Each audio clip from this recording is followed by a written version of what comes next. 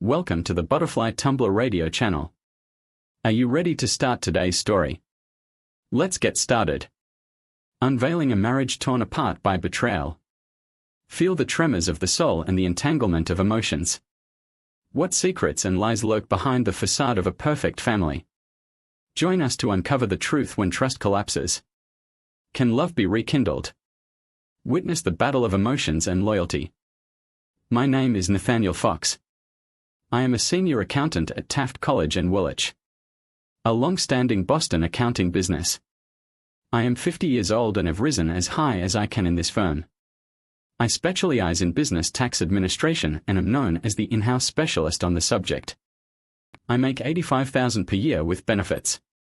I'm pretty fit for my age because I exercise consistently and follow a sensible nutrition plan. Oh yes, in addition, I am the only African American in middle management at the firm. I understand it's more fashionable to say African American. My marriage to Ava Vaughn, an American woman, distinguishes me from others. This may look as 26 years since Fox and I were married. I am not sure if we will see 27, however. Ava is what is commonly referred to as an impresario. She plans and books plays and concerts for big venues in the Boston area. She has been highly successful for many years. She is 48 years old and in excellent physical condition. In reality, she is one of the most stunning ladies in Boston's elite circles. She is highly camera-friendly, and her picture frequently appears on our local newspapers' social and entertainment pages. Ava and I found early in our marriage that we were unable to conceive children. I was okay, however. Ava appears to have a condition that prevents her from becoming pregnant. She accepted the news with stoicism. Although I was really distressed, I wanted children. And Edie said she did too. We discussed adoption. But the timing was never quite right. It became less and less of an issue for us as time progressed. I was the only breadwinner. My meager wage supplied us with a little apartment in Needham. We struggled at first, but my promotions and income increases eventually relieved the immediate burden and allowed us to focus on our future. When we found out we wouldn't be able to have a family, Ava, or Edie as I had come to know her, decided to look for work. I couldn't blame her. Sitting at home all day doing housekeeping and waiting for me seemed like a meaningless exercise for someone as brilliant as her. I urged her to find something she enjoyed because we wouldn't be dependent on her money. As luck would have it, she landed work at a booking agency. The agency offered clubs, advertising agencies, theaters, television studios, and radio stations with musicians, comedians, actresses, dancers, and other performers as needed. It was a little business, but Eddie adapted quickly. Within 2 years, she had increased bookings by a third, and the small agency was suddenly a player in the Boston entertainment scene. Lucasette, naturally her employer, Herfeld, was pleased with her performance. She was not only expanding their firm but also making her way into the inner circle of the public relations industry. She was incredibly prominent, which drew the attention of both performers and potential clients. By the age of 35, Eddie had established herself as a local entertainment personality. At that point she had surpassed my income. It was also at this point that our marital relationship transformed. Edie had grown a lot of self-confidence and had become the most powerful person in our union. She picked who we would entertain. She chose the restaurants where we would be seen. And she was the one who thought we wanted a more trendy home. Nothing less than a Back Bay address would suffice. It would push our finances to the brink. But Edie insisted. Fortunately, her salary increased with her success, and we were eventually able to afford the huge refurbished townhouse she picked. I know it sounds like I've turned into a milquetoast, a man who simply lets his wife run his life. But it happened so gradually that I wasn't aware of it for a while. My role in our marriage had already been defined and appeared to be unchanging. By the time I realized it, they say success breeds success, and in Edie's case, this was certainly true. She worked at Ace's firm long enough to establish her own clients before striking out on her own, without consulting anyone. It was presented to me exactly as it was handed to Asa. A fait accompli at the age of 37. She founded her own agency and stole nearly every valuable client she had secured for Asa Herfeld. I could hardly complain. Edie's income had surpassed mine by this point, and her earnings accounted for the majority of our goods and capital. I was a lesser light. We were still close. Our personal relationship was still good. We made love on a regular basis, and she found solace in my presence when we were alone. It was that familiarity that obscured what was happening to us. I was happy for the most part, yes. Edie was in her element, and her accomplishments were shared with me. I went to work every day with little to worry about. I knew my work inside and out. In fact, I was becoming bored, and there appeared to be no change in the near future. I would continue on my well-worn route and stay at TC. And I would never accuse my employer of causing stress in my life. Edie continued to fly, and I realized I saw less of her. She was constantly attending some sort of charity gathering or gallivant. I was invited several times, but it turned out that Edie was just being courteous. She and I both recognized that her world was alien to me. I would follow her when a companion was required, but most of the time she was gone flitting around, making contact, pressing the flesh, and having her photo taken with one star or another. I was a sixth wheel as we approached our 40s. Edie's social standing in Boston grew over time. Her firm was thriving, and her earnings were impressive. When we met with our tax accountant 3 years ago, she was declaring more than $500,000 in profits. I almost fell out of my chair when I heard that. I had no idea. Edie too appeared unimpressed. I don't think she realized how much money she was making. Almost all of it was flowing to Fannie Mae's money. Lucas said account the balance was in her own account. I believe the meeting had a greater impact on us than I expected. Our marriage had transformed into something more hybrid than a traditional relationship. We had sex once or twice a week. We enjoyed each other's company when we were alone. But Edie appeared to want some space between us in public. Was she ashamed of me? Was it because she was the dominant successful partner, whereas I was the slightly successful accountant? I am not naturally paranoid, but as I observed how she reacted when we were out in public at social occasions, I began to wonder. There was also something else. Our only pals were my friends. I learned early on not to invite them to events in our home when Edie invited her friends. I was ignored, making them uncomfortable. I mentioned it to Edie several times, but she disregarded my fears as unreal. So it leads us to today. My attractive, successful, slim, vivacious wife and I have an unconventional but seemingly working marriage. I won't humiliate myself by labeling myself as attractive, but I'm not hideous. I have a full head of graying hair and weigh only a few pounds more than I did in my 20s. And thanks to Edie's kindness, I'm really well dressed. Our sex life is still active, and we express our love for each other daily. I had no reason to be uncomfortable until Edie said, "Nathaniel, I want to talk to you," as we finished putting the dinner dishes in the dishwasher. "Yes, what about?" I asked. "This is awkward. Let us walk into the living room and sit," she suggested, seeming uneasy. This was odd. I walked to the sofa and seated. Edie selected a single chair facing me. "I don't know where to begin," she stumbled. "You know I adore you. We've been soulmates since forever. I'd never want to hurt you." I sat rigidly. Something was about to descend on me, and I was certain I would not like it. I became aware of holding my breath.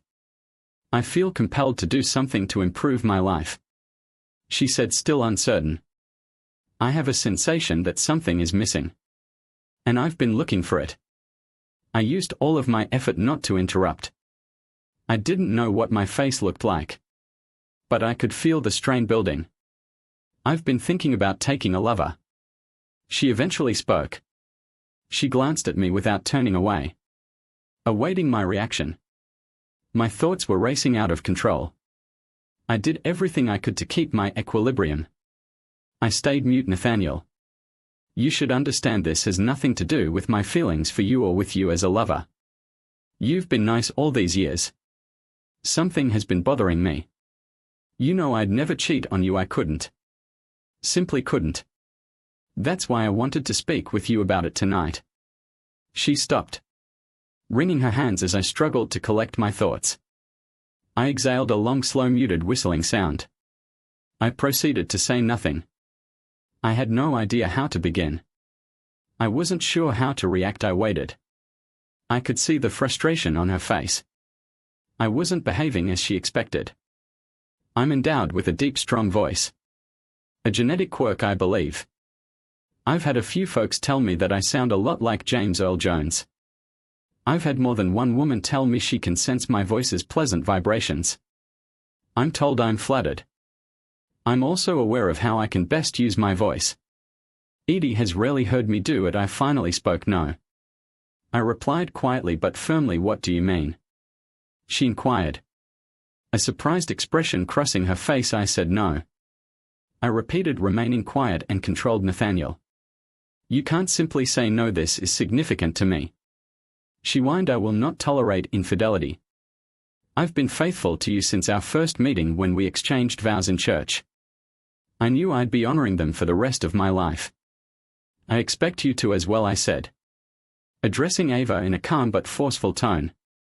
But Nathaniel, she tried again with a begging tone. Noah replied loudly. Don't even bother continuing this discussion. You know where I stand. I won't change my mind.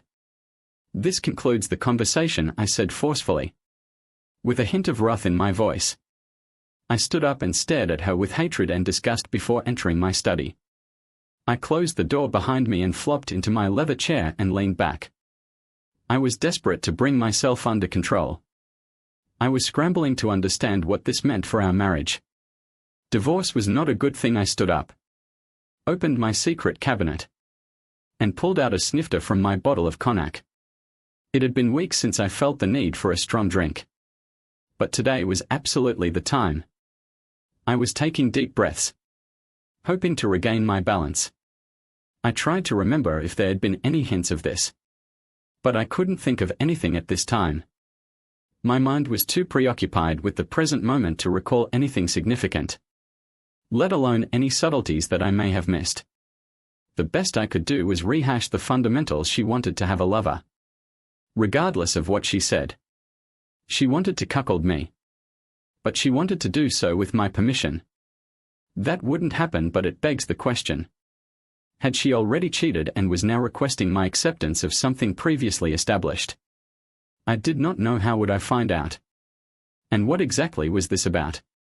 Was it about a better man or a variety? Or the desire to feel young again? Or was she preparing me for something else? If so, what was I in a unique scenario if we divorced?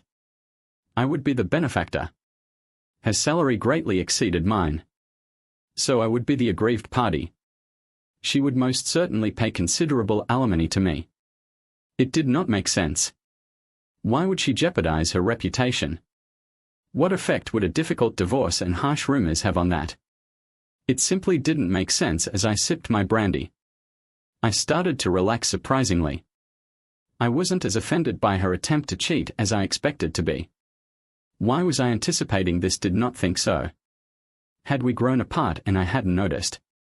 Could it be because of my poor position in comparison to her celebrity? Was I pulling her down mentally? I couldn't answer any of the questions. Eventually, I became conscious of a boiling rage within me. She treated me with contempt. She expected I would embrace her suggestion or be willing to discuss it sensibly. I doubt she anticipated my categorical rejection. It was in retrospect the correct response. As I sat in my chair, I began to consider my response beyond my flat refusal. This had not been the end of it. I was confident she was planning another attempt or at least a diversion. I wanted to be prepared. Edie had shaken my confidence in her. It was almost as if she had already cheated. And I had found out what to do. My initial thought was to employ a private detective to figure out what she was up to. Unfortunately, I did not have any leads to direct him in the correct path. Perhaps I was putting the cart before the horse. I needed to conduct an internal probe first. If there was one thing I could bank on this week, it was Edie's absence for more than one night. giving me several hours alone in the house. It would allow me to seek clues to her agenda. In the meanwhile, I needed a method to throw her off guard. That was fairly simple. I'd shift my belongings to the guest bedroom. She would sleep alone for the time being. That should worry her. It was early. But not quite 9:00. I left my study and walked to the hall closet to retrieve my windbreaker. Edie was nowhere in sight. I left through the front entrance and went for a walk. I needed to clear my mind, but more importantly, I wanted to get out of the house. My rage was now combined with sadness. The more I thought about it, the more I wondered whether this was the beginning of the end for our marriage. I had assumed my marriage was sound and fulfilling. I didn't want that. But I wasn't paying much attention to where I was walking. But then I realized I was several blocks from our townhouse. I'd reached a stage where I could reflect on my situation and plan my next steps. What I wasn't sure about was my behavior while Edie and I were together. I had several possibilities: use a silent treatment to freeze her out, act regularly or as normal as the situation allows, demonstrate consistent anger, and consider moving out temporarily. I considered what strategy would be most effective. The more I thought about it, the more I realized I wanted to know more. I wanted Edie to tell me what she was thinking. I wanted to learn as much as I could about her expectations for me. I felt confident it was the greatest method to get to the bottom of this entire episode. I wouldn't just accept the current quo. I would not let her utilize me. I would never intentionally become her meanwhile. Ava, I've made a terrible error. I'm not sure what made me believe I could persuade Nathaniel to accept my taking a lover. However, I never anticipated him to simply shut me down. His tone was uncompromising. It was delivered with such vigor that I was taken entirely by surprise. I am used to failing. It's not something I've done very often. So this surprised me. I believed I was really well prepared. I was confident that Nathaniel would understand how essential this was to me and would not deny me my need. He's never denied me anything I truly desired before. Why did he respond so strongly this time? I needed to rethink my circumstance. I adore Nathaniel, I know I do.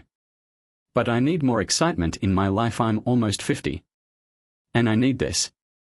I need someone to make me feel alive and attractive. God knows Nathaniel is a superb lover. He fills me totally and is quite mindful of me. I couldn't have asked for a more considerate husband. But I need more. I've made a huge mess of this. I've informed him of my purpose. I stupidly made him distrust me. I can't indulge myself while he's observing me attentively. Why did I need to warn him? What kind of an idiot am I? I simply made it even more difficult to have an affair. I've already made up my mind I'm going to do this. I just had a rough start, a poorly planned approach. I need to take a step back and reconsider what to do. As I strolled through the home, I noticed the door to his study was open. And he was no longer present. I searched the living room and the kitchen. But he was nowhere to be seen. I checked the hall closet and saw his windbreaker was missing. He departed. Where is he gone? Will he be back tonight? I could sense fear in my stomach. This was becoming a nightmare. I made myself a strong gin and tonic and paced across the house. Nathaniel didn't own a cell phone. So there was no way to contact him. Would he respond even if he could? I need a way out of this predicament. I need to make him forget about my idiotic outburst. The procedure of repairing the damage would be time-consuming and tedious. It was critical that I make things right with him. I checked the clock for the 100th time. It was 10:30 p.m. There is still no trace of Nathaniel. I didn't know where he was. We didn't have a car. So he was either walking or had phoned a cab. I can't recall him walking away like this without saying anything. He might have been mugged or worse. I strolled into his study and noticed the brandy snifter on his desk. It was virtually empty with only a small bit of amber liquid at the bottom. He'd poured himself at least one drink before leaving. I took another sip of my drink, realizing it was nearly finished. I wasn't managing it very well in reality. I was a basket case. It was far beyond 11:00 p.m. when I heard the front door open. I dashed into the living room to be sure it was him. He avoided my gaze as he removed his jacket and hung it up. "Nathaniel, where were you? I've been really worried." I said I went for a walk. "I needed some time to think," he responded simply. He sounded neither furious nor distressed. "I apologize, Nathaniel, I did not mean to upset you. I'd never hurt you. You are aware of this." "I'm not sure what made me think I could." I was unable to continue, I said, my voice trailing off. Nothing I could say would make it right or reverse the situation. I urgently needed Nathaniel to speak to me. "Please give me something to respond to," I pleaded. "I will relocate my belongings to the guest room for the time being. I plan to sleep there," he announced. "No, Nathaniel. Please do not abandon me. Talk to me, please." I knew I was begging, but I needed to, I said. He turned to me, his eyes cold, his expression tranquil. "I am not in the mood to share a bed with you. Nor am I ready to talk to you right now. We'll talk about our future soon, tomorrow." He spoke it forcefully in that deep, powerful voice, leaving no space for debate. I felt extremely helpless. I had let this dog out, and now I needed to find a means to get it back into the pen. "Talk to me, Nathaniel, please do not shut me out. I said I'd talk to you when I'm ready, not before." He replied, his voice firm. I noticed fury on his face for the first time. I'd pushed too hard. I'd have to be patient until he was prepared. I could not think of anything else to do. I turned and carefully walked up the stairs to our bedroom. I'd be alone tonight, and I doubt I'd get much sleep. I'm not sure when I finally fell asleep, but I awoke feeling foggy and listless. I eventually got out of bed and put on my robe, walking down to the kitchen. As I passed by the guest room, the door was open, and I hesitated when I noticed the bed had been made. When I got to the kitchen, Nathaniel was nowhere to be seen. He'd already left for work. His breakfast dishes were in the sink, and the coffee maker sat silently with only one cup missing from the pot. I grabbed a mug and poured my first cup of what I expected to be many that day. I checked my workplace messages and informed my secretary that I wouldn't be available that afternoon. I remembered I had an opening night to attend that evening. It was the last thing I wanted to do, especially if Nathaniel was willing to talk with me. However, I was committed to it, and I would simply have to apologize to Nathaniel. I understood I'd be doing a lot of this in the following weeks and months. Let us now hear Nathaniel's perspective. I got up early to avoid watching ET this morning. I wanted to have the day open to plan my next move. I noticed ET. I smiled when I remembered an event planned for this evening. It would give me time to prepare, postpone my need to speak with her for another day, and allow me to begin my hunt for evidence of any misconduct. I'd have to pray that, as usual, only a huge disaster would prevent her from attending the event she had arranged. Perhaps it was my lengthy stroll last evening, or maybe it was because I'd started planning my future. I slept well. I awoke feeling rejuvenated and strangely confident. I had a basic plan of action and a sense of direction. Yes, I shall no longer be Nathaniel Fox's obligatory husband. And as some may believe, it is a role that I intended to correct. I think ET is in for a big surprise when she discovers she has a different husband than she believed. I'm no longer a pushover. I will use my voice to communicate clearly. I shall dominate from now on. It will become part of my new persona. I kept myself occupied for the rest of the day, instructing my secretary not to forward any outside calls to me unless they were urgent. As I expected, shortly before 3:00 in the afternoon, ET. She had called and left a message stating that she would be attending a live theatrical opening and would not be home for dinner. She apologized profusely and said we could discuss tomorrow. I left early that afternoon and arrived home an hour earlier than usual. As usual, I was left to make my own lunch out of whatever I could find in the refrigerator and pantry.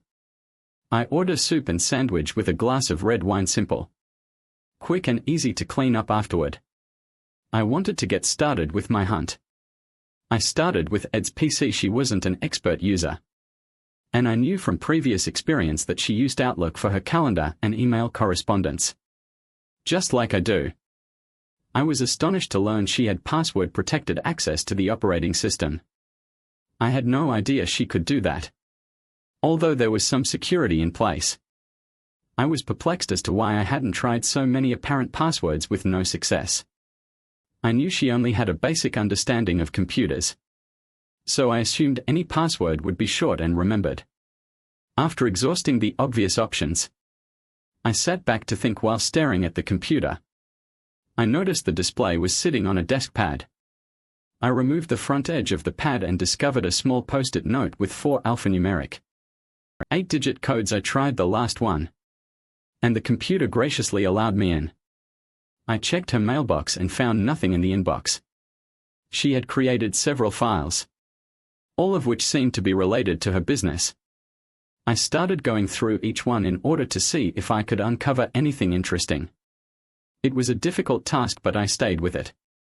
Finally, I opened a file labeled Ginny and discovered a series of emails sent to someone named Ginny. I began reading them because this was an entirely different form of correspondence than the other files. It almost resembled a journal. She was discussing her experiences, thoughts, and hopes with what I assumed was another woman. As I read, I was shocked by how candid she was in these messages. She was discussing her life, me, and her social and business connections. I started by reading 5 texts before pausing, considering what they held. She was expressing a need for more stimulation in her life.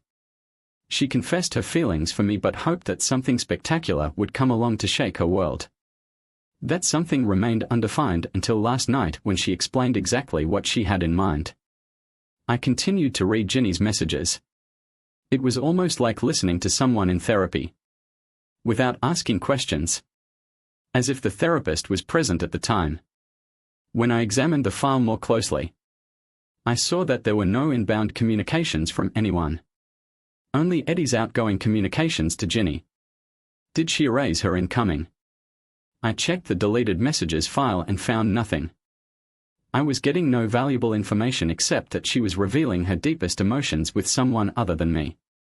I spent more than an hour reading through the messages in the file until I came across one that stopped me in my tracks. It was Lucas' family, and I couldn't believe what I was reading. Eddie admitted to purposefully avoiding becoming pregnant early in our marriage. She didn't want any children. She tried to make me believe it was a medical problem when using birth control after she established her job. She had her tubes tied to prevent accidents. Her reasoning was straightforward: she didn't want to raise children and limit her social life. After she returned to work, it became an obsession for her. She scarcely noticed my dismay. Was she fearful or unwilling to raise mixed-race children? I was wondering if that was an influence. She managed to conceal her betrayal nicely. I didn't know till that particular time I was angry. This was a long-standing deception. This might be the one deed that ends our marriage. We had discussed having children before we married, and even in the early days, we giggled about what they may look like. We joked about half and half. There was nothing amusing about it anymore. As I thought about what she had done, I began to recall my thoughts from the previous night. I had to accept it. I knew Eddie was selfish. She performed activities that satisfied or entertained her, giving only lip regard to the needs of others, including mine. She was rarely ed anything since I was so willing to give in. I finally understood the scope of my error in judgment while being lenient. Eddie was unchallenged. She saw no need to change her self-centered lifestyle. That was about to change. My wife was going to be very surprised by the new me. It would be interesting to watch how she handled it, provided she could. I was at the point where I didn't care. She had colluded to deprive me of a family, and for that I would never forgive her. It was now up to me to establish whether she had previously been unfaithful. I proceeded reading the file, but there were no further surprising disclosures. Ginny, whomever she was intimately familiar with our personal lives. Eddie had discussed our sex lives. She appeared extremely delighted with it. My performance made it clear that I loved and respected her. It made her statement last night even more puzzling. I immediately went through the remaining folders in her email and found nothing of interest. It was all business-related. I closed it and logged off. I sat back. After turning off the computer, wondering what would happen next, I glanced at the clock and realized it was after 10 p.m. So I thought that was enough for one night. 10 minutes later, I was in the guest room bed and nearly instantly asleep. I didn't hear Eddie arrive home. I awoke early again. Although my sleep had not been restful, I had drifted off only to be jolted awake. My mind rushed to cope with the things that crowded it.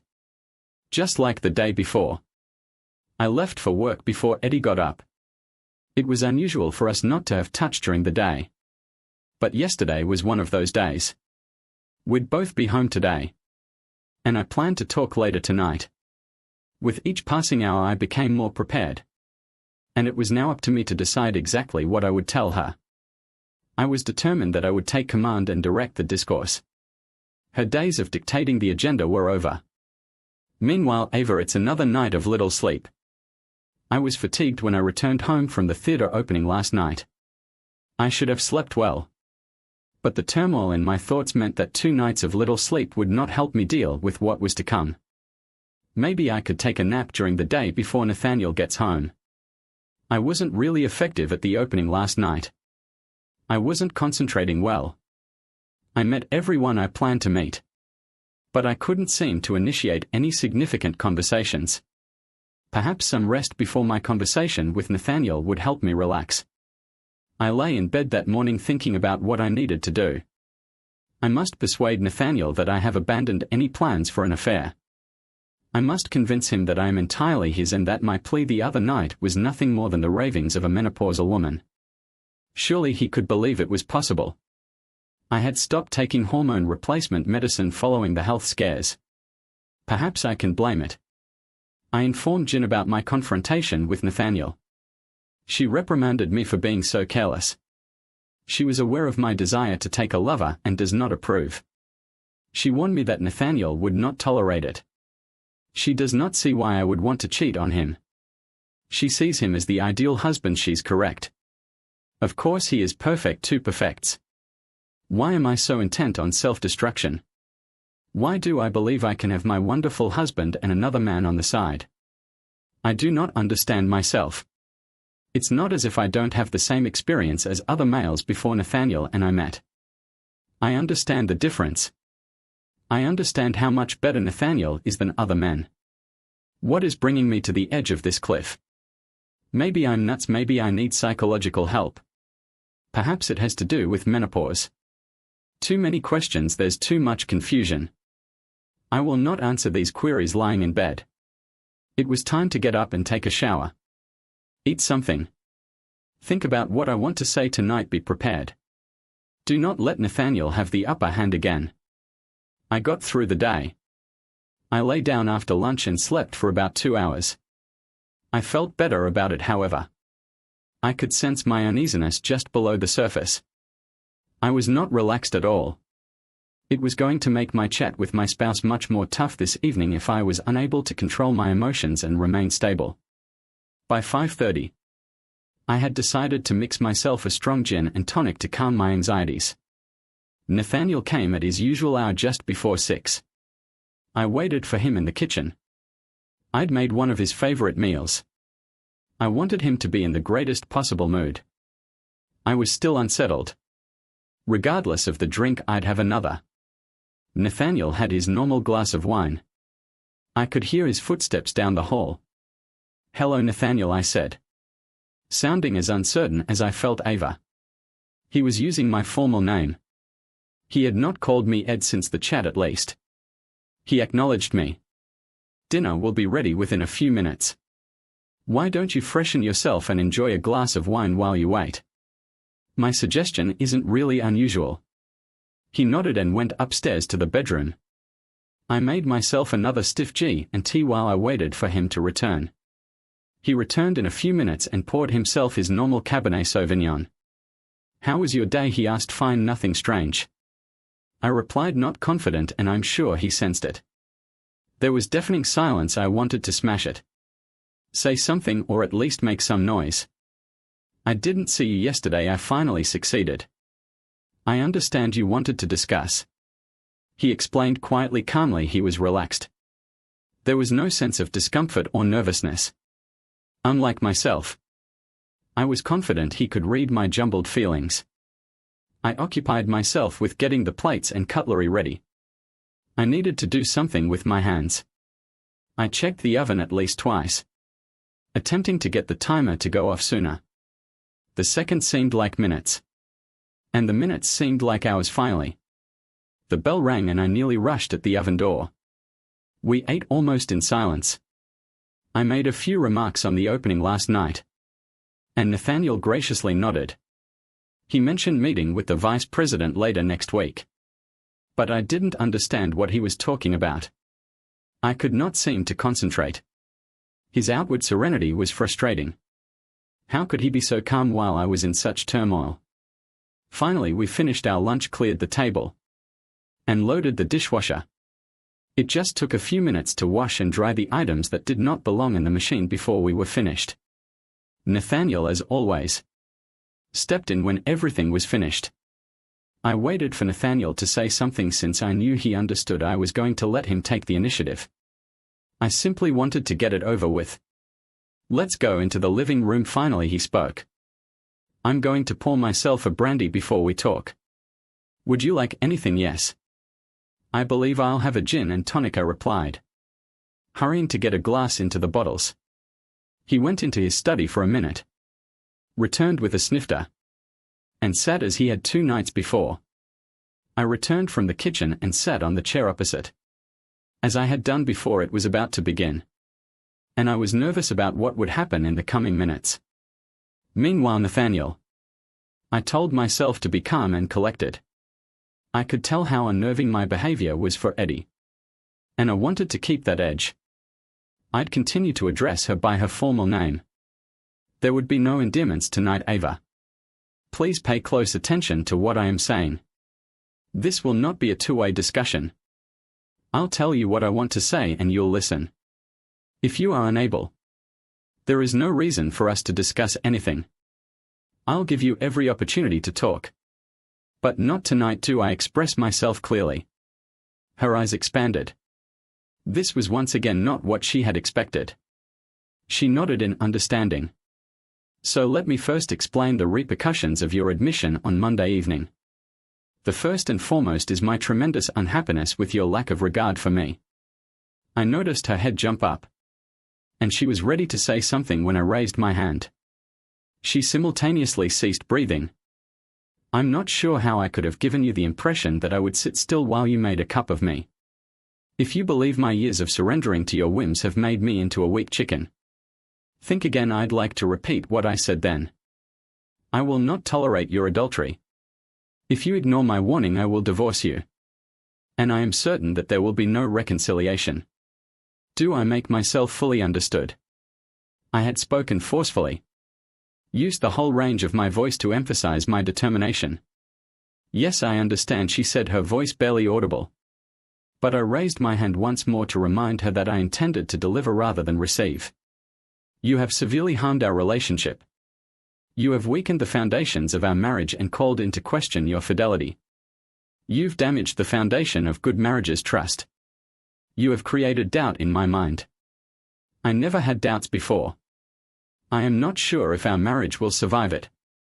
I saw her sucking her air and her eyes widened. I had hit her hard with it, laying seeds of doubt in her mind as well. Uncertainty regarding her future with me.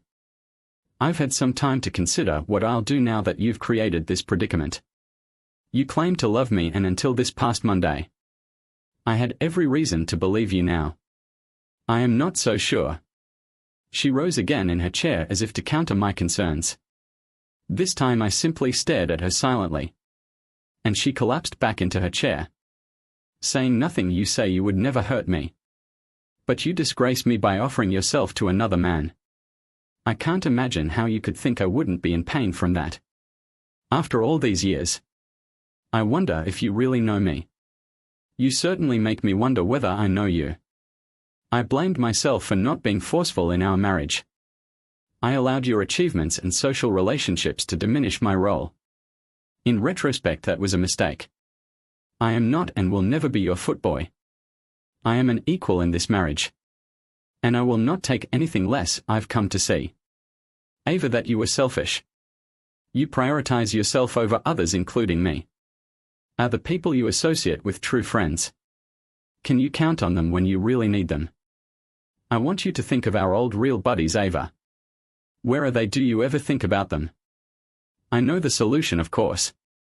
I have maintained contact with the majority of them. I'm welcome in their homes. Have you ever pondered why we don't entertain them anymore? Is it because they offer no meaningful purpose to you?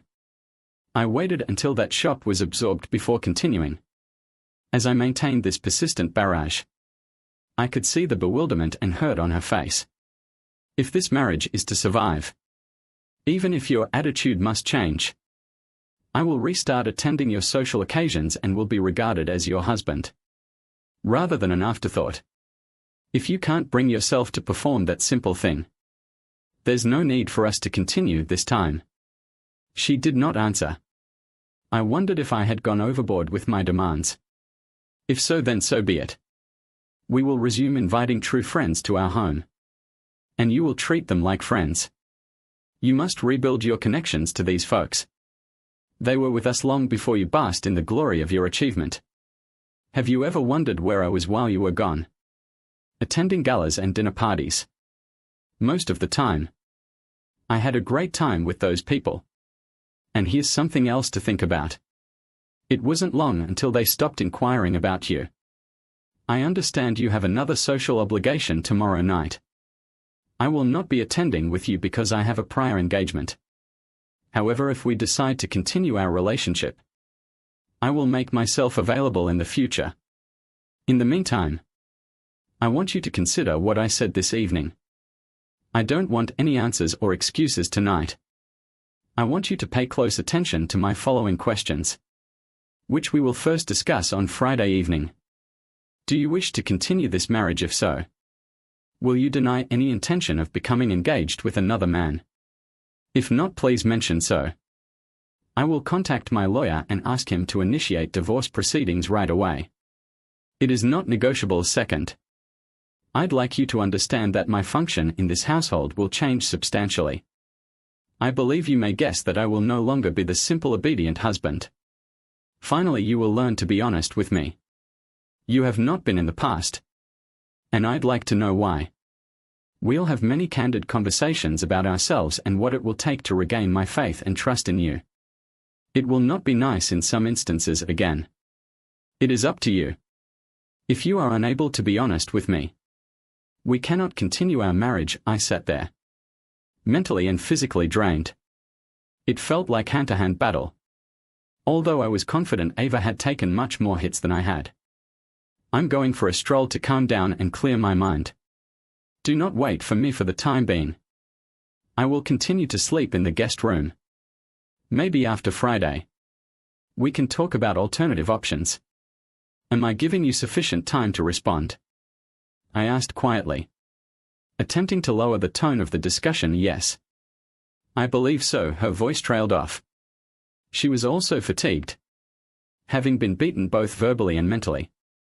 I had been really rough on her, as I had meant. I wanted her to feel my grief and understand the types of changes she could expect. It was not my goal to be gentle, only civil now. Let us hear the story from Ava's point of view. I was struck into silence. I grossly underestimated Nathaniel. He issued an ultimatum, and I was not given an opportunity to answer. He would not allow it. I've never seen him like this before, never. He has asked me to defend my behavior and decide between his demands and divorce. There is no intermediate ground. I don't see any way to reach a compromise. I heard the door close as he went for his walk. I got up and went to the kitchen to make myself another gin and tonic. It was unusual for me to have so many drinks. But tonight was an exception. I needed to relax and make sense of what was happening to me. I've lost every ounce of control I once had. Nathaniel had grabbed it from me. As if I had no ability to stop him and his questioning. Of course I wanted to stay married to him. I had little choice but to reassure him that there would be no cheating. In a matter of moments, he had erased that memory from my mind. I had decisions to make. They appeared simple right now. But I had 2 days to think about them. What did he mean by saying I was honest with him? I've always been honest with him. This whole situation started because I wanted to be honest with him. How could he doubt that? But there was something more. He never mentioned that he loved me. He never expressed his feelings for me. Save for rage and disappointment. I'm not sure I could have handled killing what we had together. I love him, I know I do, I've wounded him. And like any injured animal he fights back. But will he fight for us? I felt terrible to my stomach. I put down my drink. Knowing it would not help 2 days. 2 days to discover a solution to save nearly 30 years of love and knowledge. Nathaniel, we've been married for almost 27 years. There had to be a way to get him to love me again. But how I felt fatigued again. This involves a lack of sleep. This is an attack. I couldn't think clearly. Go to bed, Eddie. Call Jenny and set up a meeting with her. Perhaps she will have some ideas. God knows I don't. Then head to bed. Meanwhile, Nathaniel. The air was warm and there was still some light in the sky when I stepped outside our house. As I strolled toward the common, I could feel a fresh air from the river. My breathing was more normal now. The worst was over. I assumed I had spoken everything I wanted to say. I'd held back everything I didn't want to say.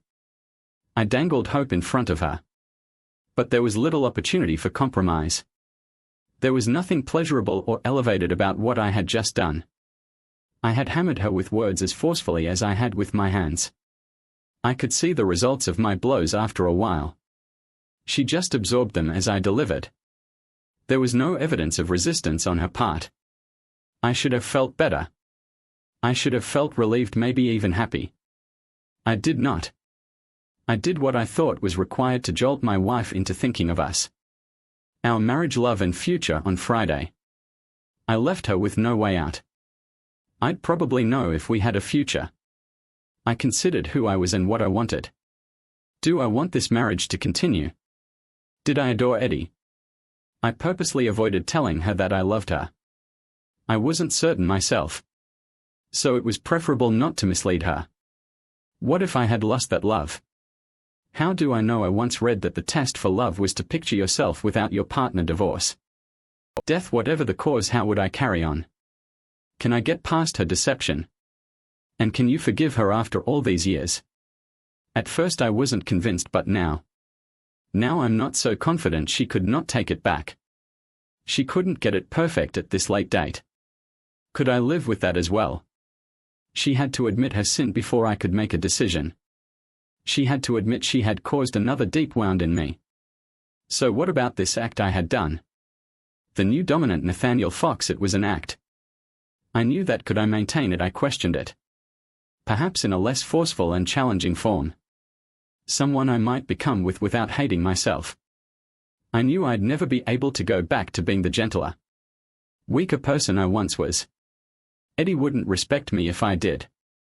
And I suspect she'd be looking for another man again. What would it take to generate the exhilaration she craved? Nothing had changed since yesterday. I still needed to learn more about her. There were still secrets which I expected. Where were they hiding? What do I know about my wife? Has she cheated on me? Did I want to know? I wonder if she was aware of how she had eroded my faith in her. It was now dark and I turned back toward our house. I had calmed down from our earlier confrontation. So many questions, so few answers. The tumult persisted. I hadn't solved anything tonight. I had challenged Eddie to decide our future. It occurred to me that I was placing my fate in her hands. Irony, I'd got in control, but Eddie would decide. Meanwhile, I got a good night's sleep. I wondered why. With so much confusion and turbulence in my thoughts, I climbed out of bed and headed for the toilet. The shower improved my mental clarity. I called Jenny last night before going to bed. She agreed to join me for lunch at our favorite small cafe. Thank God for Jenny. Nick, the head waiter, met me at the door. Miss Martin is awaiting you, Mrs. Fox. He escorted me to the far corner to a table that we knew would be more private and quiet. Thank you, Nick. Hello, Jenny. Thank you for attending. I was really relieved to see her. I urgently wanted her advice. I would not say no to you, Eddie. She smiled. Jenny was so solid, so grounded. We've been buddies forever, over 10 years. Nathaniel was mistaken. I have a real friend. Virginia Martin is the best friend I have ever had. I can tell her anything with confidence. She knows all of my secrets, all of them. I had a conversation with Nathaniel last night. Or should I say he spoke and I listened. He did not want me to say anything. He said he would give me a shot on Friday. Oh, Jenny. He was very cold and cruel. I've never seen him like this. He's an entirely different person than before. I don't know him at all. Tell me everything. Jenny responded quietly. I told her everything I could recall. I told her about his 3 final demands. By the time I finished, I was nearly in tears. Jenny reached over to pat my hands. Eddie, calm down. Calm down, let us chat about tomorrow night. She said. She was so calm and composed. What are you planning to tell him? I am going to tell him that I adore him. I'm going to inform him I do not want a divorce. And I will never cheat him. I'll tell him it was all a bad dream.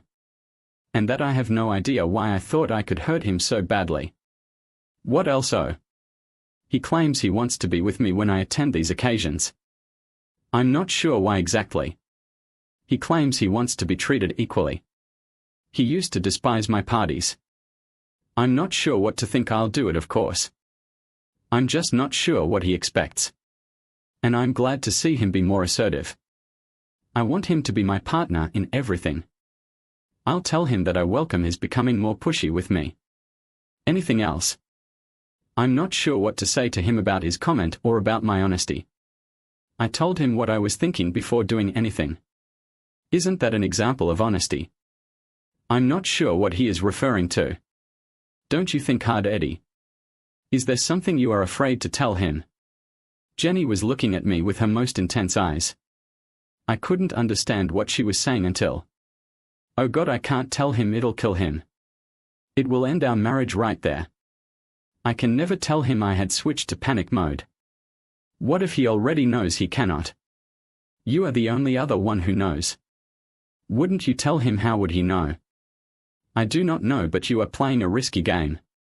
He didn't bring up the subject because he thought it would be fascinating. He is thinking about something after reading your narrative of last night. He was quite specific and well prepared. He must have a reason for including it among the big 3. Perhaps he believes I am already having an affair. Maybe can you take a chance? I'm not sure I can bring myself to tell him. It would ruin us, then I would have nothing. Have you truly messed this up, girl? Jenny's eyes were devoid of amusement. I nodded. She was correct. It was entirely my fault. What am I going to do? I cannot lose him. I simply can't. Jenny sat back for a few moments, sipping her coffee, and thought. Keep in mind that this advice is free. And you've heard that counsel is worth what you pay for. Again there was no indication of a smile. Putting myself in your position. I tell the complete truth and nothing but the truth.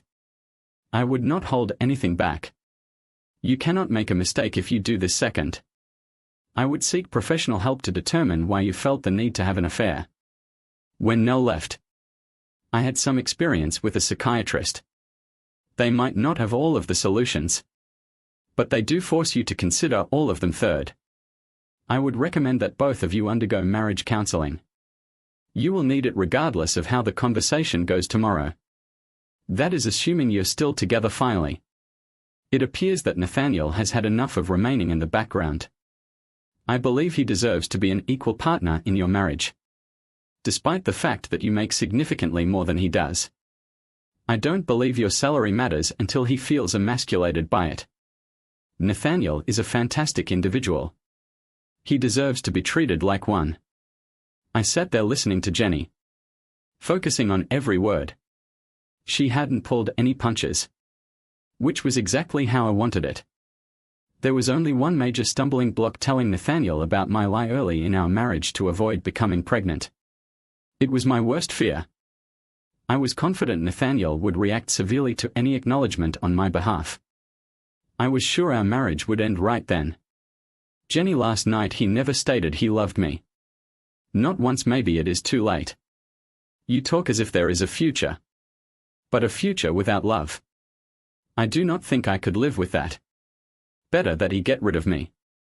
I felt depressed at every turn. I witnessed disaster. I wasn't sure how I could save my marriage. Do not give up, Eddie. I believe he still loves you. But ask him. It lies at the heart of whatever happens to you both.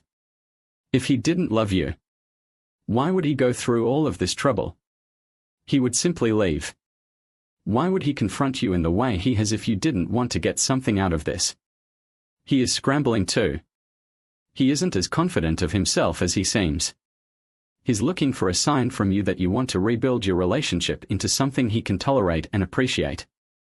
You need to give him that chance. I do not comprehend. I hope he would give me a chance. His voice does not sound dubious to me. I was having trouble trusting what Jenny was telling me. People do not change suddenly, Eddie. Nathaniel is not an ogre. He's hurt and angry, and is attempting to reclaim his dignity and control over something that has shaken him to the core. He's putting on a strong face. But I suspect he's not as confident as he appears. He's attempting to get you to admit your error. You awoke him by poking him with a sharp stick. He is reacting. He is just as unsure of what will happen as you are. You seem to have a lot of confidence in yourself. I was still having trouble trusting her premise. I am not sure. I wasn't with you when everything happened. I've been trying to understand what you've told me. Remember, I have only ever met Nathaniel once briefly. He barely knows I exist, doesn't he? I do not know. I don't know right now, Jenny. I don't know for certain. I was on the verge of tears again. We paused for a moment to order our lunch. Jenny does not drink, and I was content with an iced tea. I needed a break from the heat of our discourse. It was becoming too complicated. I needed to keep it simple so I could deal with it tomorrow. I had to get back to fun fouls. What did I want? What did Nathaniel want? Keep things simple. The only genuine concern would be telling him that I don't want to have children. He stated I'm selfish is correct. I have been selfish for a long time. That's not a good start for a marriage, is it? I believe I was talking to myself as much as to Jenny. I looked at my salad and realized I was only picking at it. My appetite was nearly non-existent. It was a fantastic match for my mood. Eddie, cheer up. I realized this is difficult. And I know you're beating yourself up for what you did. But whatever is done is done. It's time to decide what's important. What do you hope to accomplish tomorrow? You have one excellent opportunity to save your marriage. A lot of ladies never understand it. You'll have a captive audience. The stage is yours. Now it's only an issue of presentation. When you know exactly what you want to say. When you know how you want to respond to his queries. When you know what you need to do to make things right between you two. You simply do it. I sighed and sat back in my chair. Jenny was correct. It was an issue of preparation. I could do it with prominent individuals without thinking twice. I had to use the same preparation for Nathaniel. It was a matter of having the fortitude to do it well. I was starting to feel better. I looked at Jenny and nodded. She was correct. Now let us hear the story from Nathaniel's point of view. I wasn't particularly productive at work. Fridays are rarely high-intensity days.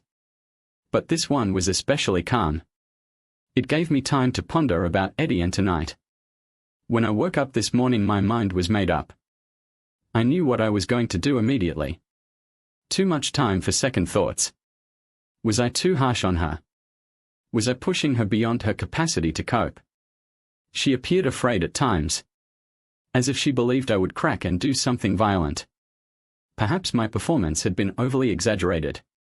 What did I want out of all this? What did I hope to accomplish? I asked myself this question over and over again. I still loved her. I knew it now. I knew it because I couldn't stop thinking about her. If I didn't, I wouldn't be so obsessed with her. I wouldn't be angry. I wouldn't be concerned about our future. I knew what the problem was: her secret. The one she wouldn't tell me. Denying us we have children. I still hadn't come to grips with my feelings about it. Was I angry? Yes. Can I forgive her? I did not know. Can she bring herself to tell me? I didn't know that either. Will that determine whether or not we stay together? Another thing I did not know. One moment I was certain, and the next I was filled with uncertainty.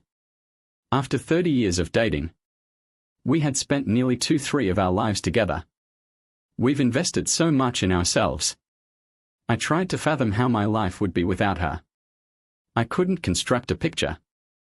It would undoubtedly be lonely. When you've been with someone so long, you don't have lengthy discussions about your life together. It's all engraved in your mind.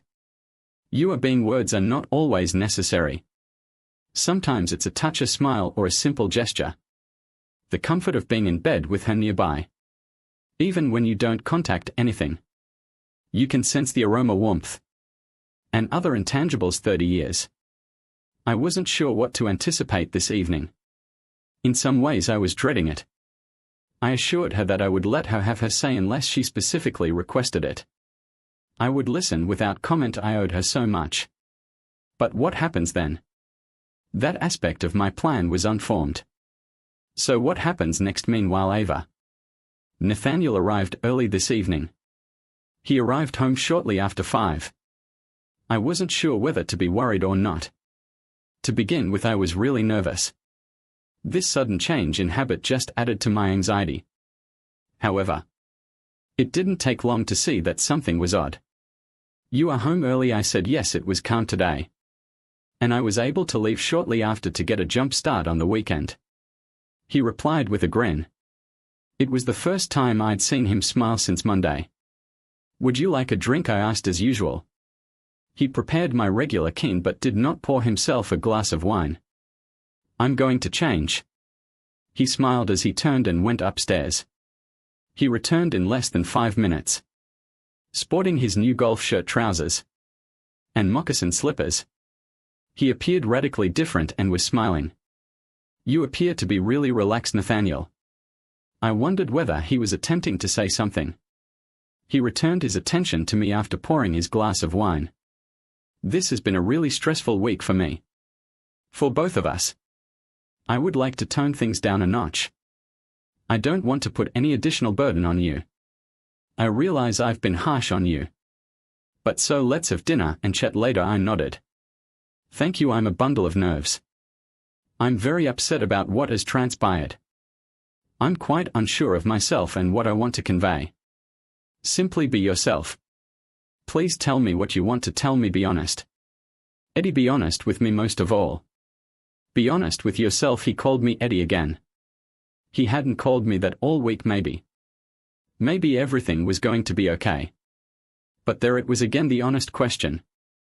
The one question I wasn't sure how to address. I had prepared another of his favorite lunches, and he acknowledged it. We had some talk over dinner, which helped me calm my worries.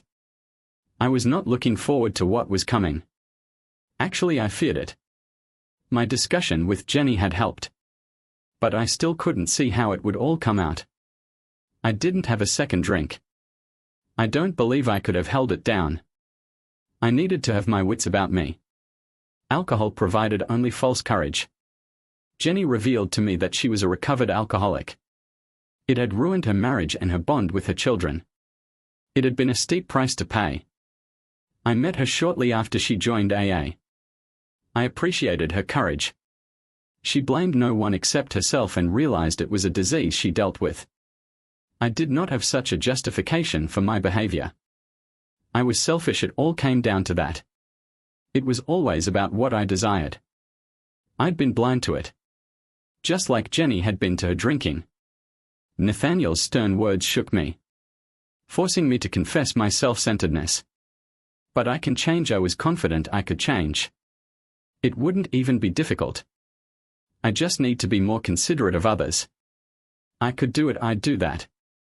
After we completed the dishes, we went into the living room and sat where we had sat on Wednesday evening. It was my time. How should I begin? I took a deep breath. Nathaniel, first and foremost, I apologize. I'd like to apologize for hurting you and for being so naive as to believe you'd accept my intended behavior. I'm not sure what I was thinking. But it was not sensible. Worse than that, I'm not sure what caused it. It was surely not you. I've never believed you weren't a wonderful lover and a truly loving man. Perhaps I took it for granted after so many years. Perhaps I'd gotten so used to your love and support that I didn't appreciate it as much as I should have. I'm not sure, but I need to find out. You were incorrect in supposing that I lacked a true buddy. I have one, Virginia Martin. Jenny. She is my good friend after you, of course. She is my confidant. Someone I can chat to without worrying about it being passed about as God gossip. Someone who has gone through the wars and can be open with me. I value her advice. I should have listened to it. She called me crazy for even considering having an affair. She told me you were the ideal husband.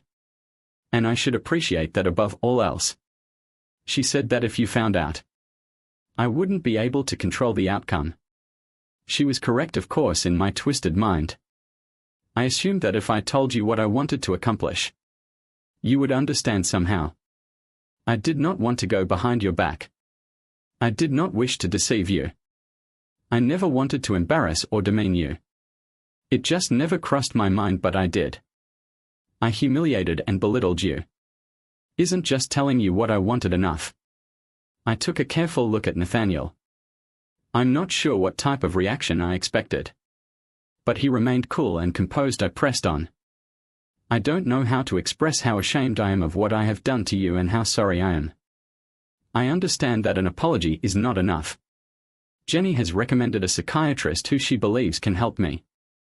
I do need assistance in understanding why I behaved the way I did.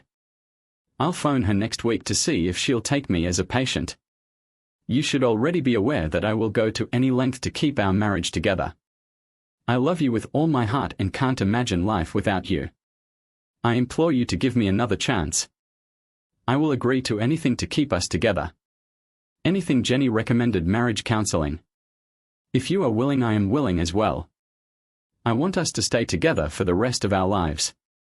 That is what I want above anything else, including my career. I'll give it up tomorrow if that's what you prefer. There is nothing more essential in my life than you. I realize I've been selfish, but I can change. I can become a better person. I can reconnect with our old buddies. I can be more considerate to you. It will not be difficult to do. It's not like I've forgotten how. I simply need to remind myself to be more considerate of others. I paused again to gather my thoughts. I paid close attention to Nathaniel. He was calm but watchful. His eyes told me he was taking in all I said. Nathaniel, I'd like to assure you that I've never been disloyal to you. Never, and I never will be.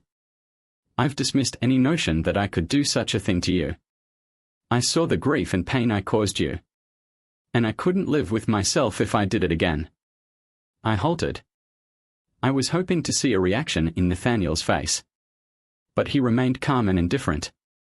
I wondered if he believed me. I understand that I haven't treated you very nicely. I am not treating you like my spouse and the most important person in my life. I believe it is due to my self-centeredness. I pledge to change. You are far too essential to me not to recognize that. To our friends and associates once more, I can only apologize for my behavior. I am ashamed of the things I have done to denigrate you and diminish your worth to me. You've asked me to be honest. To be honest with you and with myself. I tried to do it today. You completely shook me with your words the other night. I haven't really recovered from them. I was terrified and troubled by them.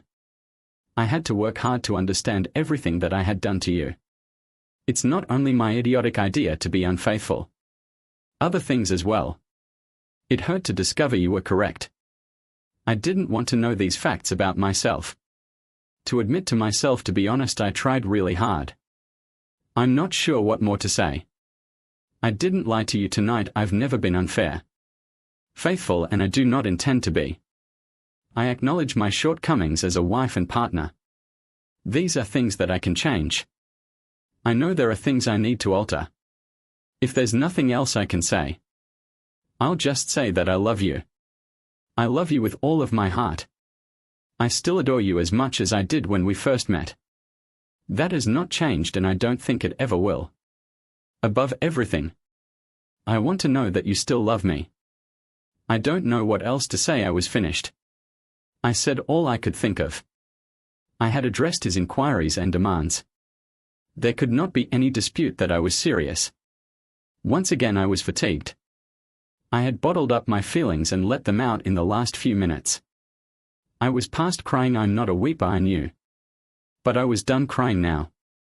It was a matter of waiting for Nathaniel's decision.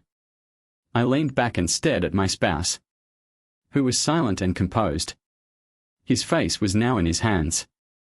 But when he removed them I noticed the tears. Tears were streaming down his cheeks as he stared at me with the most mournful expression I'd ever seen on him. I apologize, Eddie. I believe you. I trust you have remained true. I think you want to change. I believe you adore me. I think you're ashamed of what you've done to us. I believe all of it. But I don't think you've been honest. What exactly did he mean? I gave a gasp. I observed how he responded to my shock. You've been hiding something from me for a long time. Something that has harmed me more than I ever knew I could get hurt.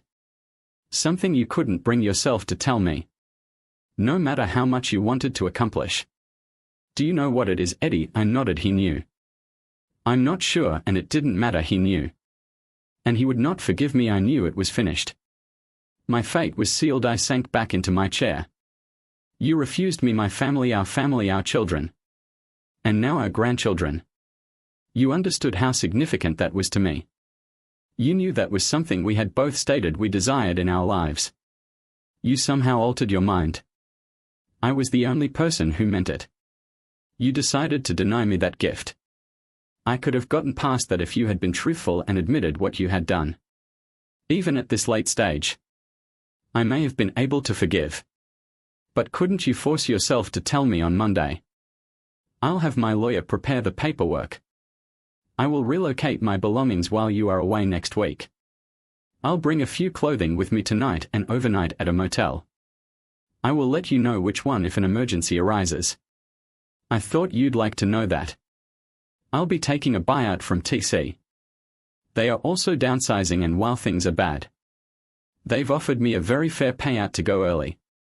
In a few months after I'm settled, I'm probably going to start my own business. I have many valuable years remaining. I will keep myself busy. I apologize, Eddie. I had thought you'd have the bravery to tell me. I'm sorry you couldn't. I wish you well. I watched him walk out of the room and upstairs, tears still on his cheeks. I became paralyzed in place. I could not move. I could not talk. I wanted to scream at him to remain and keep me safe, to hold and love me again, but instead I did nothing. I sat staring at the chair he'd been seated in. It was vacant, as empty as my existence would be. Meanwhile, Nathaniel. I was happy that I didn't have to get work and reorganize my life right away. I needed time to recover from the week that shattered my entire world. I discovered a lovely, modest flat in Cambridge that was ideal for my needs. I moved in after purchasing some furnishings and colors that I liked for the time being. This will suffice. I took a vacation. I wanted to go somewhere to forget. Somewhere Eddie and I had not been before.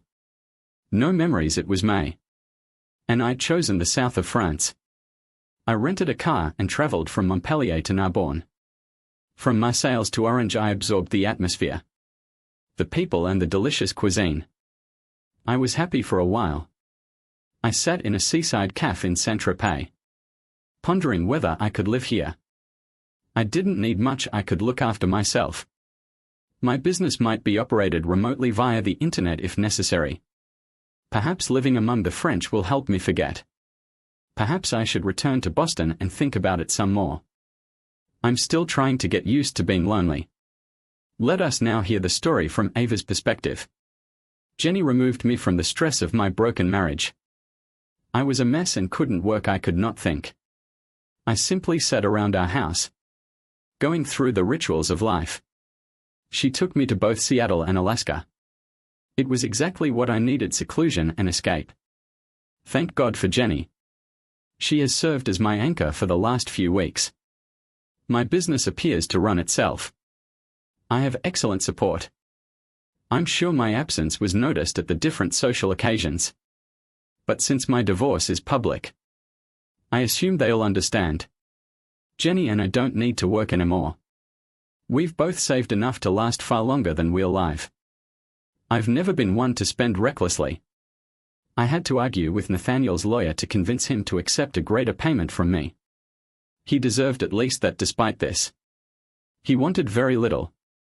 I don't believe there will be another man in my life. I just cannot bring myself to replace him. If there ever was, I would know not to do the same things to him that I did to Nathaniel. I will be lonely. I'll be with Jenny and all of my business pals. But I will not have Nathaniel. There will not be another Nathaniel. There was only one of him. I hope you enjoyed that story. Here is another one. I can't say I haven't been warned about the Maitland girls my entire life. Everyone knew about them.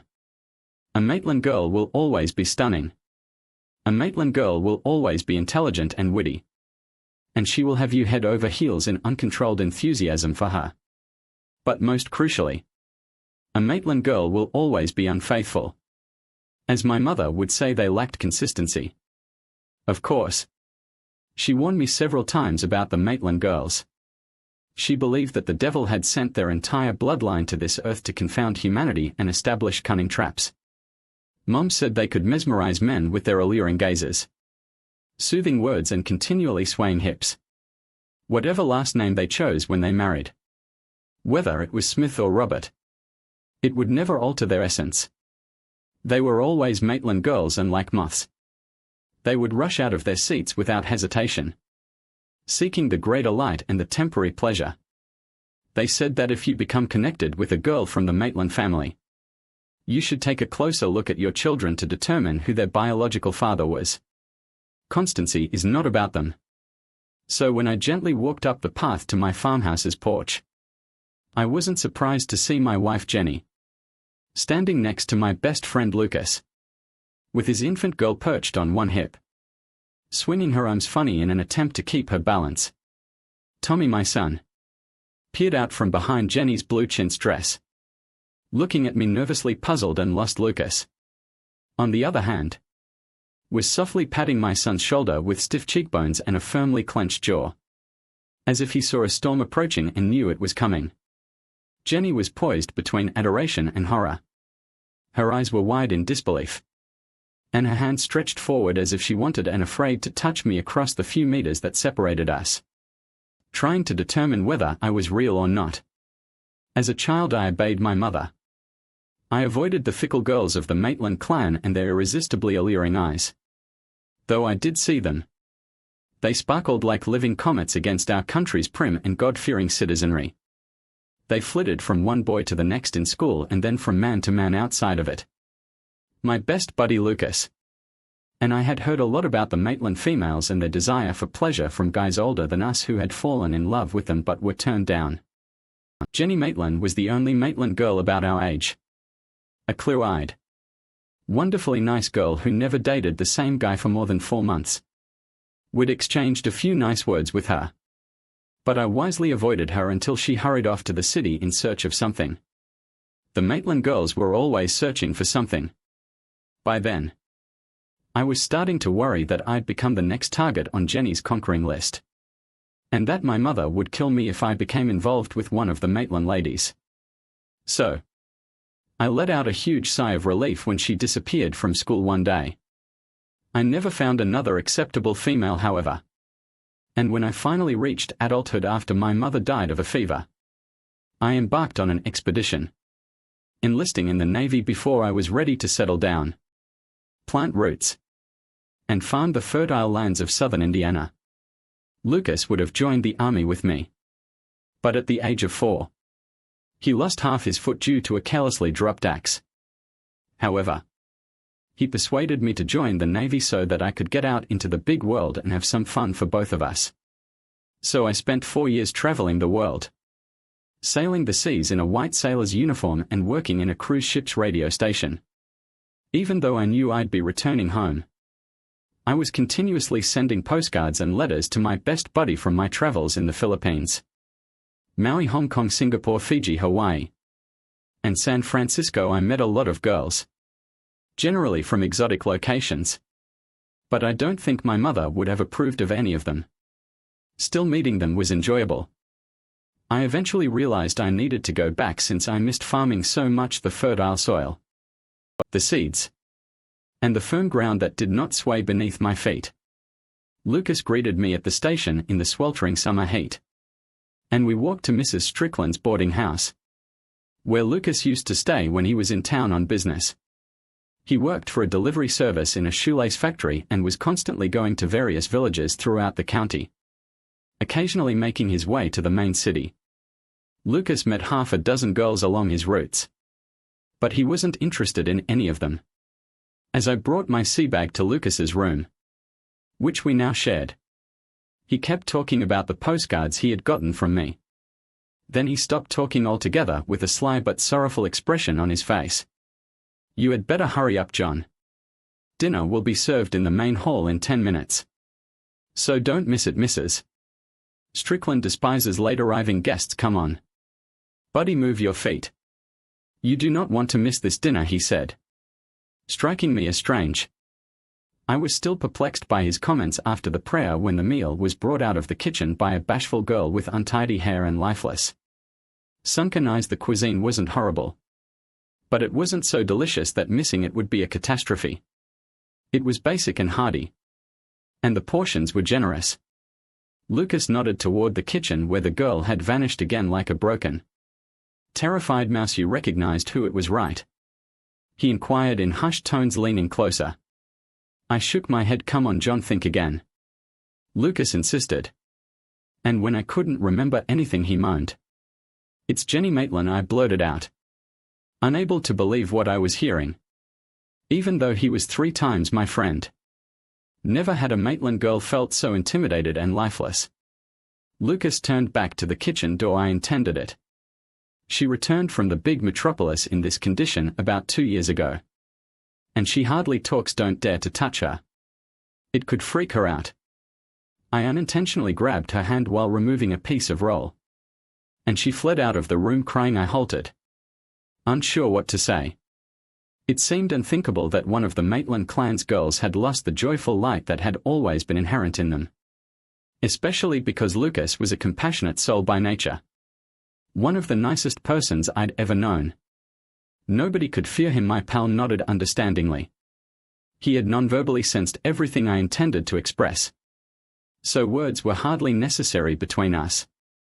We both waited for her to return and bring dessert, as she placed a slice of red velvet cake on my plate with shaky hands. I whispered her name, Jenny. She flinched, nearly knocking the cake over, and then recoiled, staring at me with the shocked expression of a dog kicked in the side. And she never responded to me. I lowered my gaze and pretended I hadn't observed her reaction, even though we both knew I hadn't. "It's great to see you, Jenny. It's been a while since we were in high school," I murmured softly. She shuddered again as if someone had walked on a grave. She looked a little numb, studying me suspiciously. "John, it happened a long time ago. What?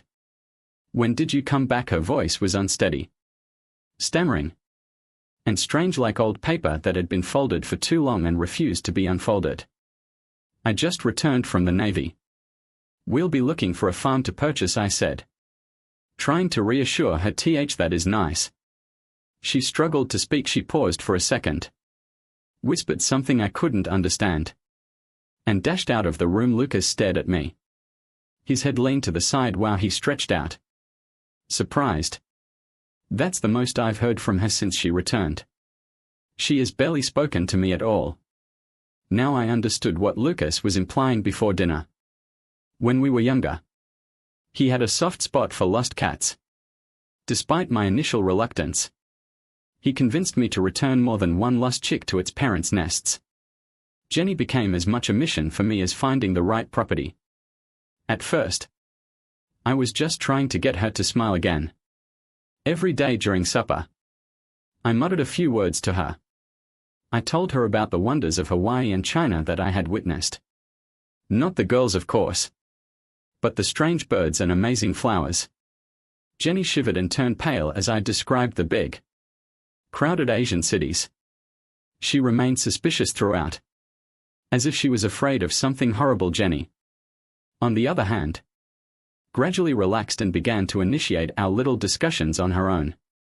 We discovered that our routine was becoming a habit. We had a little talk as she cleaned away the dessert plates and delivered coffee.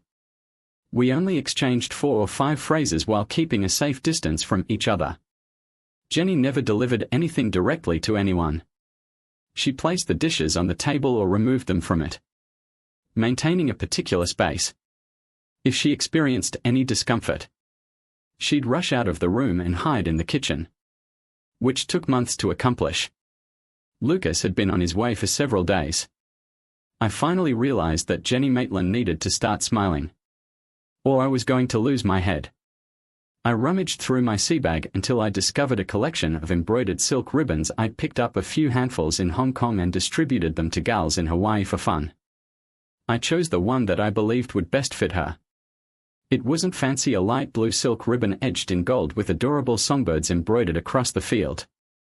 I was alone there. Lucas was not in the dining room. So, when she brought my pie from the kitchen and placed it on the table, I removed the ribbon from my pocket. Jenny, I called out to her. The female has been gazing at me with less suspicion for some time now. She was beginning to trust me, but I wasn't sure if it would ever be total. JN prefers an echo, she responded quietly, standing next to the table. Her restless fingers delicately brushed the edges of her apron. I know it's not much, but I can't help but think it would look better in your hair than at the bottom of my sea bag, I said, holding out the ribbon to her. She craned her neck and glanced at the ribbon with slight surprise, a tiny spark in her eyes that reminded her of the old Maitland girl. It's from Hong Kong. I could only say a few words. Panic gripped her face, and she dashed into the kitchen. I had always left Jenny alone, but something inside told me that she needed someone to follow her and aid her just now. I quickly pulled back my chair and hurried after her. Jenny was curled against the cupboards in the far corner of the kitchen, straining to stand on shaky legs before collapsing into nothingness. She struggled to suppress the convulsive sobbing that poured out through clenched teeth. Her eyes were tightly closed, but tears streamed from beneath her eyelids. I came to a stop a few steps away from her and knelt down. Jenny, I replied gently and quietly as I could. Her eyes widened in fright, and she panted before dropping her head and peering at me, who was kneeling in front of her, whatever it was. Jenny, I didn't do it. My voice was still soft and comforting. I held up the ribbon in front of me.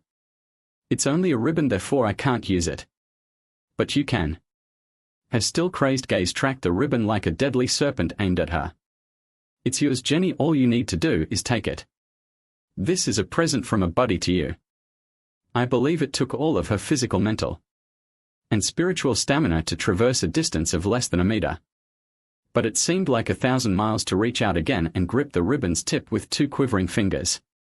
Keeping my knees, I crawled back just as cautiously, then slowly rose to my feet and walked back to my pirogue, not looking in her direction, avoiding eye contact, and despising a world capable of causing such pain and breakage.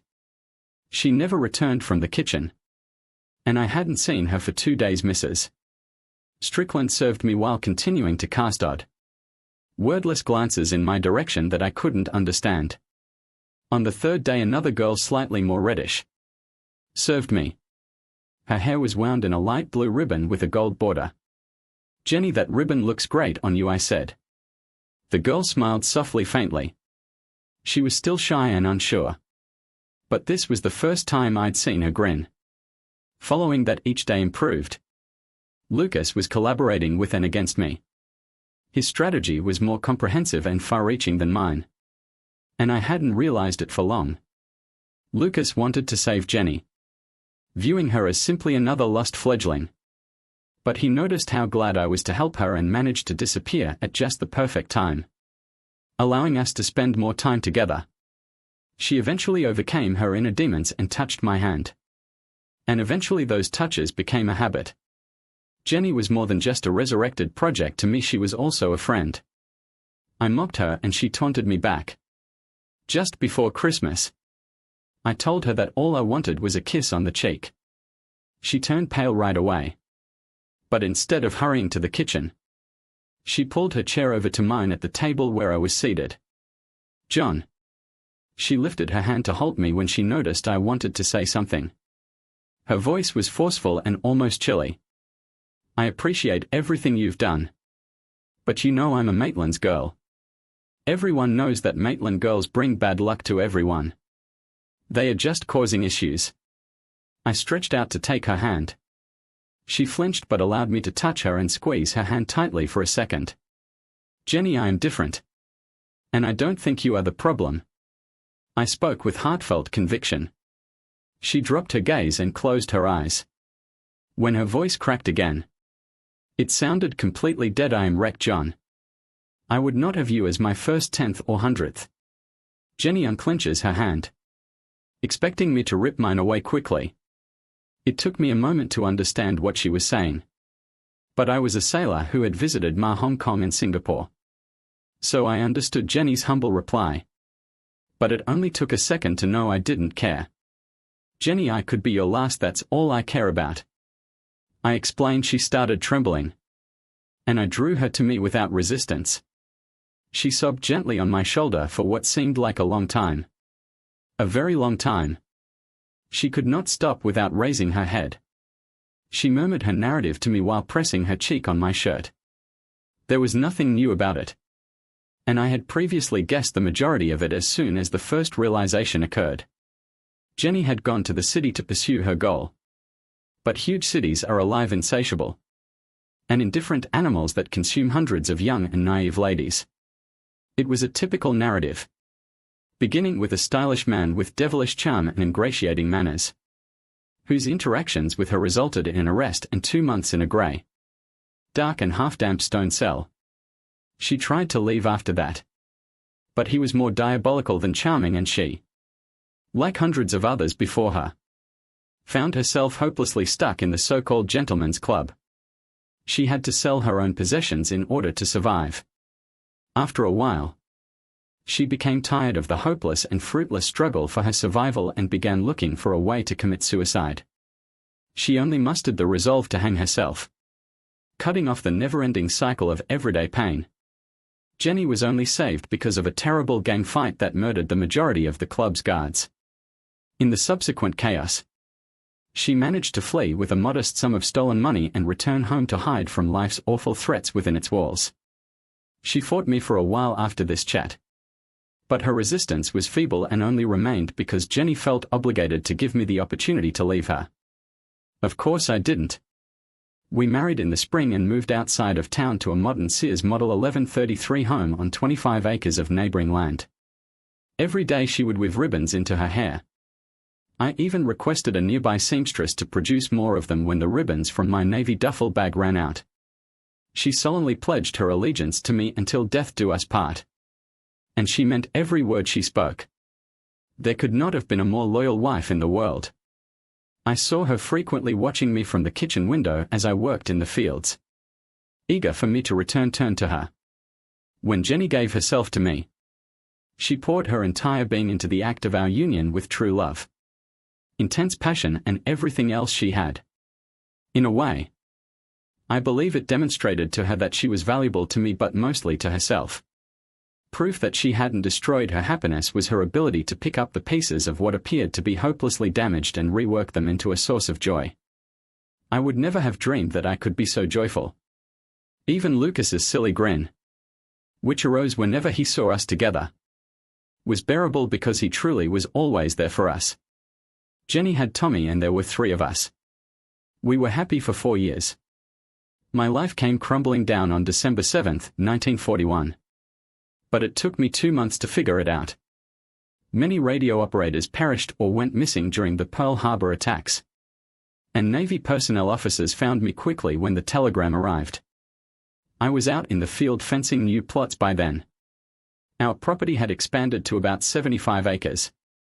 Jenny greeted me at the door, her eyes welling up with tears, clutching a Western Union telegram summoning me to active military service. I silently read the message. Radio operators seem to be more valuable to the country than farmers. Jenny, you have heard the radio. I will be teaching elsewhere, and I will try to return home as soon as feasible. I attempted to reassure my distraught wife. I wish you would. I cannot live here without you. It won't endure very long after about a year. We'll be done, I reassured her here. I really cannot do this without you, she whispered. Her voice was so frail that it sounded like it might break into dust in a breeze. Suddenly, I realized she was not talking about the farm. I gently placed my arm over Jenny's shoulders and led her into the home, where I sat in a kitchen chair with her on my lap. Jenny, I will be back. I promise to God I'll be back, I said. She clung desperately to me, wrapping her arms securely around me and running hot tears down my neck. We talked for hours, I said, and I asked Jenny to vow to be strong for me. All she could say was, I will be as strong as I can be. I needed to go almost immediately, but I had Lucas pledged to look after her and Tommy, and I knew he'd do his best. I quickly realized that I would not have to teach, for fear of a hypothetical Japanese invasion of Australia. Our Catalina's 4 amphibious boats were pushed out to patrol the sea channels in anticipation of a samurai landing force. These seaplanes required radio operators and a 10-person crew. There was no time for extra radio operator training, so those of us with previous expertise were swiftly assigned to flying squadrons. We played some weird games. We met our submarines in remote bays, gave them secret passwords, and in exchange, they transmitted critical reports to the command. They searched incessantly for Japanese ships. I couldn't keep track of how many risks and close bursts our bird faced in comparison to its odds of striking a target. Japanese air patrol's technical difficulties and malfunctioning pins all posed threats to our safety. And once, in a very horrible time alone, a Japanese rapid patrol boat nearly killed us while we were on the ocean. It was almost August when Lady Luck finally turned her back on us, forcing us to splash down into the water owing to a technical failure near the Philippine shoreline. Our final radio communication went unheard. We had been at the end of our communication range the entire time. By the time we discovered we couldn't fix the problem immediately, our Catalina had already disappeared behind a dense layer of clouds, further limiting our reach. We spent the remainder of the war fighting alongside Filipino guerrillas against the Japanese occupiers. Mostly, we were just attempting to survive by scavenging for essential supplies. There was no communication with American soldiers, so we had no idea what was going on in the broader world. Amazingly, despite the fact that everyone in our team was reduced to skin and bones, we all lived, thanks to the local rebels' assistance and tremendous bravery. Similarly, no one in the army was aware of our small group until a wandering American patrol accidentally discovered us. That was about the middle of 1945. After all of the ordeals, we landed in San Francisco one day and were greeted with customary honors before being paid for 3 years. The brass informed the crew of our Catalina that we had earned enough points to receive an immediate honorable release from the army. That's when I discovered that I'd been officially presumed dead for several years. We were all declared killed in action very immediately after our disappearance. I sent a telegram to Jenny and another to Lucas at Mrs. Strickland's house before boarding the first train available. It took about a week for me to return to my hometown, along with hundreds of other soldiers and sailors returning from battle. I spent a week panicking. I understood how much Jenny relied on me, but I also realized that as long as she knew I was alive and Lucas was there to support her, she would be fine. But the fact that she believed I had died frightened me. I understood better than anyone else how fragile and sensitive she was. Finally, I saw the terribly familiar shape of my town. Mrs. Strickland stopped me at the train station. I can't comprehend how she knew which I was on. She probably just greeted every train and looked me over from the moment my telegram to Lucas arrived. I suppose that's the way it was. I never asked. She placed me down next to her and informed me about the incident with Jenny after getting that dreadful telegram from the military authorities, as well as Lucas's desperate attempt to save her. She told me about Gracie. The Secretary of the Navy regrets to inform you that following the funeral, my wife held on as long as she could. Only for Tommy's sake. Our boy was the most precious thing in the world to her. But Jenny's inner strength was always built on the two of us. With no dislodged pillars and the hope of my return, her mental state deteriorated. But she fought it to the best of her ability. She had to acquire a job because she could no longer manage the household on her own. She continued to live at Mrs. Strickland's boarding house with Tommy. She worked on a conveyor belt, manufacturing bootlaces in a variety of styles, including military and the most typical in our town. Factory day after day she fought against herself. But each passing day brought a brutal harvest. The circles surrounding her eyes became darker and darker. She started wearing her ribbons casually. But then she paused and wove them into her hair completely. She spoke so rarely that nearly no one heard her voice anymore. Mrs. Strickland, who cared after Tommy while my wife was at work, noticed Jenny's spirit crumbling more and more each day. Mrs. Strickland was just lucky enough to pay attention when Jenny kissed Tommy one morning and murmured, "Whatever happens, remember that I'll always love you." Mrs. Strickland winced and became frightened at her strained, string-like voice and stumbling shaky gait. Jenny walked out the front door leaving it open, and drifted languidly down the street toward the factory, which was only a few blocks away while Mrs. Strickland hurried to Lucas's room and began hammering on his door, shouting for him to get up sooner. If Lucas had acted slowly, Jenny faster, or she had been more prepared, he wouldn't have had a chance. When Jenny arrived at the facility, she attempted to unlock the massive industrial cable winding machine, but the cage door that protected it was closed, more in the event of an implausible sabotage than for safety. After futilely yanking on the door, Jenny lowered her hands and stared at it dumbly for a time before staggering over to the rear room, where she grabbed one of the hundreds of cord cutters laying on the floor. She shut herself inside, and as the other females yelled and pounded the door, she began to saw clumsily but fatally at her wrist. Lucas hadn't run so desperately since he was 4 years old. But the dread in Mrs. Strickland's voice propelled him forward, as Lucas dashed into the office in a final panting sprint, limping painfully on his damaged leg. Terrified female workers, pale and sickly, watched him rush forward along the conveyor belt.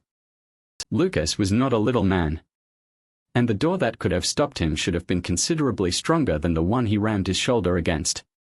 Once inside, he seized my blood-splattered Jenny, knocked the bloody wire cutters out of her grasp, and took her back to Mrs. Strickland's boarding house, then to the farm. He stayed with Jenny and looked after her as I had requested. Lucas worked both at the factory and on the farm, sometimes putting in nearly 20 hours every day. My best friend took care of my baby and my widow. He tried to sleep in town before moving to the farmhouse couch and finally our spare bedroom. Jenny waited nearly a year before finding physical solace in his arms and bed. She was fragile and mentally wounded, and she needed human interaction, some reality she could rely on. And while Jenny's closeness with Lucas was not the same as her link with me, it was enough to keep her in the right frame of mind to be a caring mother to Tommy. When Gracie was born, it was further proof that Jenny was not a lethal poison or a worthless weed. She wasn't just one of the typical Maitland gals. Jenny had informed Lucas she would never marry him because she couldn't do that to me, even if it meant enduring the angry judging stares of the town matrons. Before allowing me to leave for home, Mrs. Strickland had time to send someone from the boarding home ahead to the farm, informing them that I was on my way now. As I walked up the path to my house, I had more questions than answers. Jenny's terrified expression jolted me to my feet, and I wondered whether it was too late for us. The mere thought of returning to her alive kept me going through all of the risks and horrors of combat in the bush. The painful notion of losing her was thrashing around inside me. And it was genuinely unbearable. But she had no difficulty in leaving Gracie with Lucas and rushing from the porch to meet me. "John the first am you," she said in a weak voice. And her hot tears burnt my neck like they had years before. "For sure I am here now, I'm back," I said quietly into her ear, clutching her shaking shoulders and stroking her soft hair with my rough fists. The aroma familiar. I eventually took her up in my arms and brought her inside the house while she continued to mumble, attempting to apologize and explain. It wasn't as difficult as I had expected to untangle the entire mess. We stayed up that first night and many nights following, chatting and talking, and in Jenny's case, quietly crying at times. Jenny's wrist was covered in deep scars, a stark reminder of what could have occurred if things had gone badly. Those scars quelled any resentment toward both Lucas and especially tiny Gracie. There was no crime guilt or repentance to appeal to what occurred at home while I was dead. Jenny would not have survived without Lucas. The farm would have been lost. And who knows what might have happened to our kid. Tommy, she told me that. And Lucas immediately moved into different rooms after receiving my telegram. Yes, they loved and supported one another. But not in the same way she and I did. I had no reason to suspect my wife or the veracity of her statements. I saw it in her eyes. Lucas kept her afloat. But with and for me, she truly came alive and began to resemble her previous self. Jenny feared the worst from my actions. But after an almost constant stream of her apologies, I informed her that she had maintained her vows after all. They said till death do us part, and after all, I'd been officially dead for 3 years. Was there any anxiousness on my end at times? Perhaps Jenny and Lucas, on the other hand, made every effort to ensure that I had no need to be concerned. Lucas even suggested once, "Isn't it better for everyone if I left?" But I was unable to remove him from Gracie. Instead, I assisted him in building a house on the opposite side of the land, far enough away to provide privacy but still close enough for him to assist Gracie and me. My best friend finally found the right girl. We had plenty of time to convey to her the uniqueness and complexities of our relationship. Jenny is living proof that even a Maitland clan girl may be devoted until death do us part. Thank you for tuning in. If you enjoyed this episode of the story, please give it a like. And don't forget to subscribe to get notifications for updates.